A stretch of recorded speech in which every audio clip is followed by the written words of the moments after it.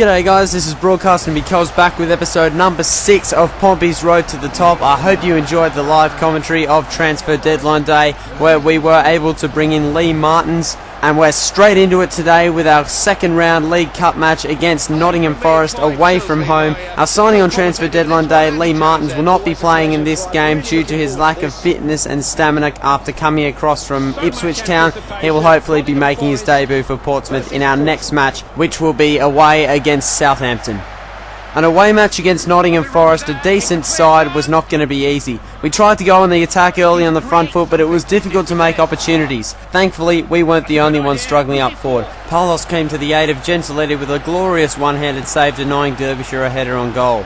Nottingham Forest probably had the better of the chances for the first half. That is, until David Norris came along in the 35th minute. Look at this, from 32 yards out, bang, top corner, goal. There is nothing that the keeper could do about that. David Norris putting his hat in the ring for the possible goal of the month contender with a long shot from range, brilliant from the vice-captain. And that's how it went into half-time, with Portsmouth up over Nottingham Forest away from home, 1-0. With both teams playing relatively defensive forms of football, it was difficult to get shots away in the second half.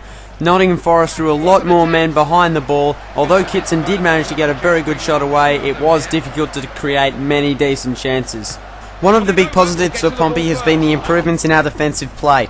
This is thanks largely to young Sammy Magri, who is developing well at left back.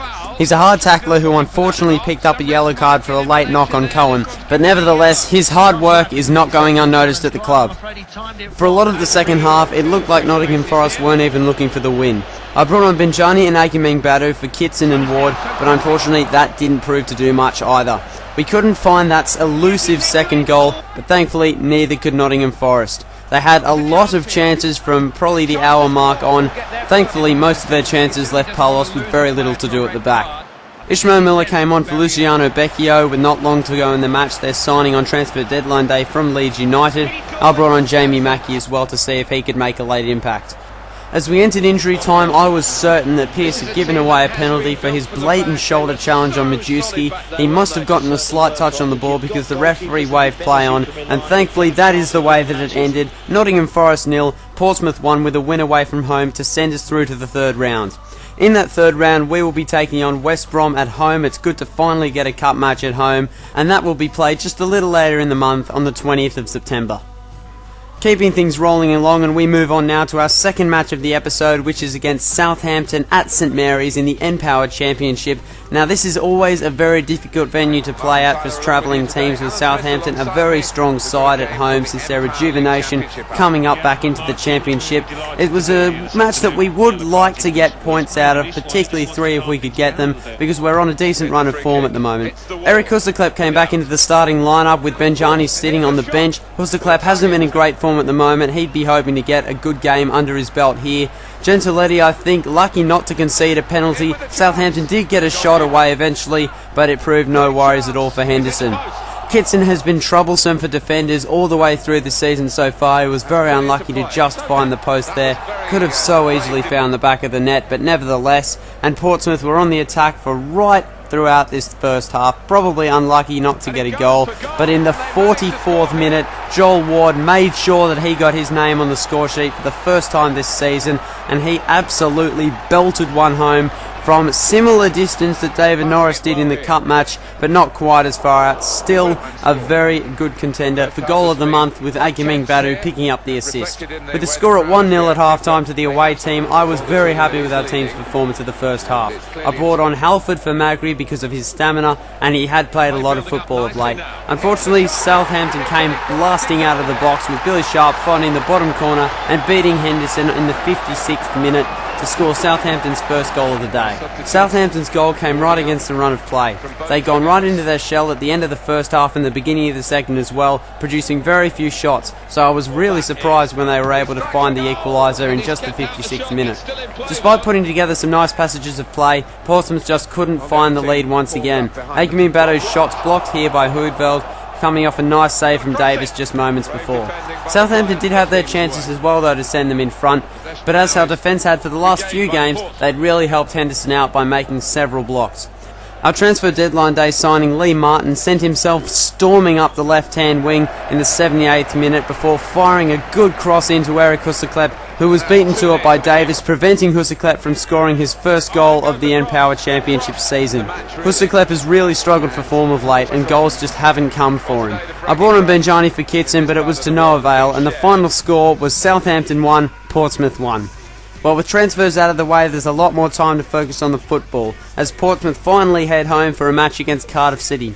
Palos starting in goals this time, with the rotation with Henderson I think working very nicely, Benjani and Jamie Mackie returning to the squad, and they will start up forward for Pompey.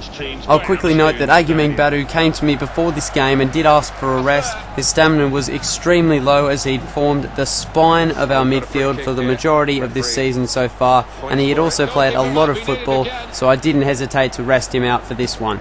Palos made a great save there, as he did for a lot of the day. Palos is really turning into a good young goalkeeper to have in combination with Henderson. Portsmouth had a couple of decent early chances through Jamie Mackie and Norris, but it was when Mackie really stepped up and took it on his left from outside the box on the turn as well. That is pretty much the perfect wrong foot shot, and he scored his first in the last little while.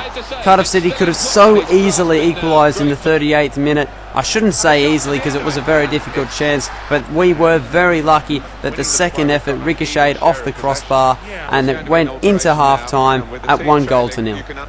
The half-time break seemed to do Cardiff City good, but I'm sure that we should have had a penalty when Lee Martin was completely hacked out in the penalty box. Although there may have been a slight touch on the ball, that was a very harsh tackle from behind, probably warranting a penalty.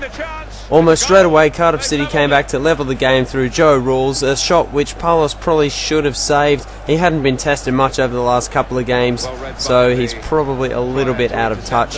But nevertheless, we did come back strong, with Martins and Mackie providing a good combination on the left wing, and who else but Benjani played through Jamie Mackie to put us in front once again in the 77th minute. Jamie Mackie slotting it in the bottom left corner, and that turned out to be the winner. Jamie Mackie bagged a double. We were unfortunately unable to keep a clean sheet, but 3 points are 3 points nevertheless, and we'll take that win over Cardiff City at home any day.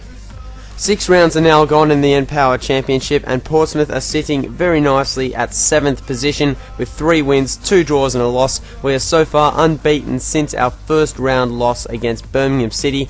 Birmingham, who are in fact topping the table at the moment, yet to lose a game with 4 wins and 2 draws on 14 points. They're just 1 point above West Ham and Burnley, then Blackpool, Derby County and Crystal Palace round out the top 6. Down the other end of the table, Coventry City, Doncaster Rovers and Bristol City are sitting in relegation zone at the moment. Portsmouth do have a relatively easy run ahead, playing both Coventry City and Doncaster Rovers in our next few N-Power matches, but our one challenge of the month will be that League Cup draw against West Bromwich Albion at home, which should be a very difficult match, but it's one that we were really going to concentrate and hope that we can win. Taking a look at the league's top goal scorers now, and sitting firmly on top is Marlon King with 5 goals from Birmingham City after bagging a hat-trick against us in the first round. He's had quiet time since then. Kitson sitting just behind him on 4. He's been Mr. Consistency. Well, thanks very much for joining us, guys. I hope you enjoyed the episode. Be sure to leave a like if you like the video. Really do appreciate it, and it helps out a lot. And be sure to check out the next episode, which will involve that big League Cup draw against West Brom. Thanks very much, guys. Cheers. Stay tuned.